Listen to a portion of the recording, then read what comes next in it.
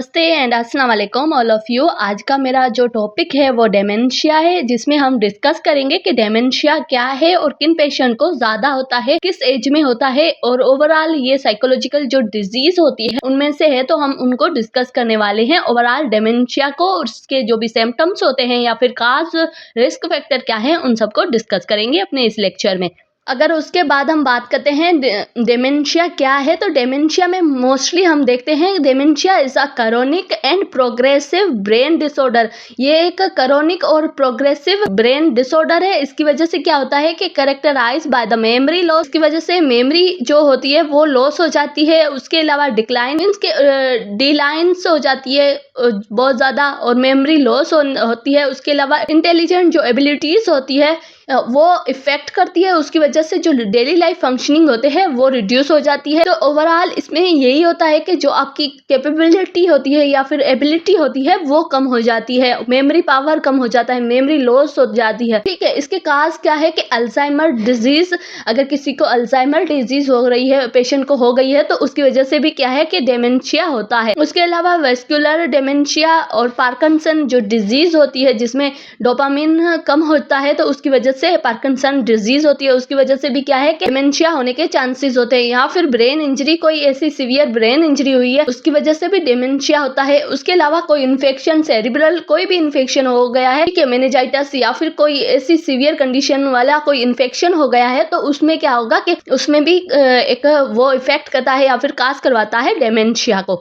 इसके अलावा बात करते हैं साइन और सिम्टम की कि कौन कौन से साइन और सिम्टम्स होते हैं। डेमेंशिया जो पेशेंट्स होता है उसमें मोस्टली हमें क्या है कि उसकी मेमोरी जो होती है वो लॉस हो जाती है। उसके अलावा पुअर जजमेंट, किसी चीज को वो सही से जज नहीं कर पाता है। उसके अलावा अगर confidence about time and place, वो इसे बता नहीं सकता, कंफ्यूजन होती है। या फिर पर्सनालिटी चेंजेस, उसकी जो भी रिस्पॉन्सिबिलिटीज डेली लाइफ फंक्शनिंग होती है उसमें वो चेंजेस हो जाती है। और उसके अलावा डिफिकल्टी परफॉर्मिंग डेली एक्टिविटीज, जो भी काम होते हैं उनको सही से परफॉर्म नहीं कर पाता है वो पेशेंट्स। और लैंग्वेज प्रॉब्लम्स, ये सारी चीजें क्या है कि साइन और सिम्टम्स में आ जाती है जो पेशेंट को होता है। कि मोस्टली जिस पेशेंट को डेमेंशिया हो गया है तो उन पेशेंट को क्या होता है, वो ना तो सही से वो कुछ चीजें होती है कि वो उनको याद नहीं कर पाते हैं मेमोरी लॉस होने की वजह से। उसके अलावा उनकी जजमेंट सही से नहीं होती है, किसी चीज को सही से वो जज नहीं कर सकते। और जो भी एक्टिविटीज है उनमें सही से वो अपनी डेली एक्टिविटीज में सही फंक्शन नहीं करते।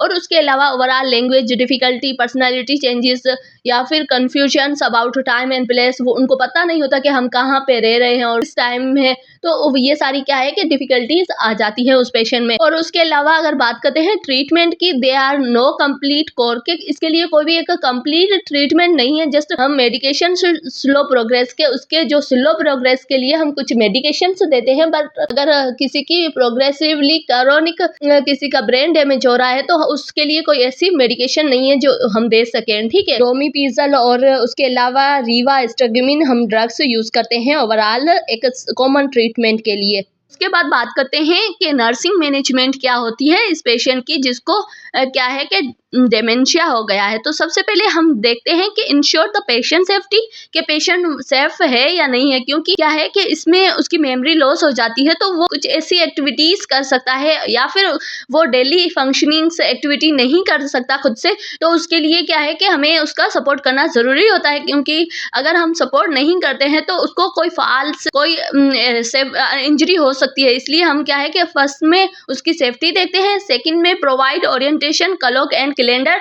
हम उसको बोलेंगे कि टाइम, प्लेस और डे, इन तीनों को बताए आज, तो फिर उसका क्लॉक के वो उसको टाइम का एक आ रहा है कि वो किस टाइम में रह रहा है, अभी टाइम क्या हुआ है, जिस टाइम में उसकी जो हम उससे अगर बात कर रहे हैं तो हम उसकी ओरिएंटेशन पे ध्यान देते हैं कि उसको अपनी प्लेस का पता है कि वो कहाँ आया है या फिर किस टाइम आया है, किस डे पे आया है, तो वो उसको पता होना चाहिए। उसके अलावा मेंटेन करेंगे जो भी उसकी रूटीन है उसको, ताकि वो पेशेंट्स जो उसकी डिजीज डिजीज है वो ज्यादा प्रोग्रेस ना कर सके, ठीक है। उसके अलावा सपोर्ट डेली एक्टिविटीज, जो भी रोज काम करता है उसमें हम क्या करेंगे, उसको सपोर्ट करेंगे ताकि वो उसकी वजह से कोई भी फाल उसको ना हो सके। इनकरेज फैमिली सपोर्ट, और हम कहेंगे उसकी फैमिली को कि आप सपोर्ट करें, उनको इनकरेज करें ताकि उनकी जो कंडीशन है वो इम्प्रूव हो सके और वो एक अच्छे से वो एक हेल्थ की तरफ चला जाए पेशेंट्स। तो ओवरऑल यही होता है कि ना डेमेंशिया जो पेशेंट्स होता है हमें उसमें ये सारी चीजें देखनी बहुत ही जरूरी होती है ताकि वो पेशेंट्स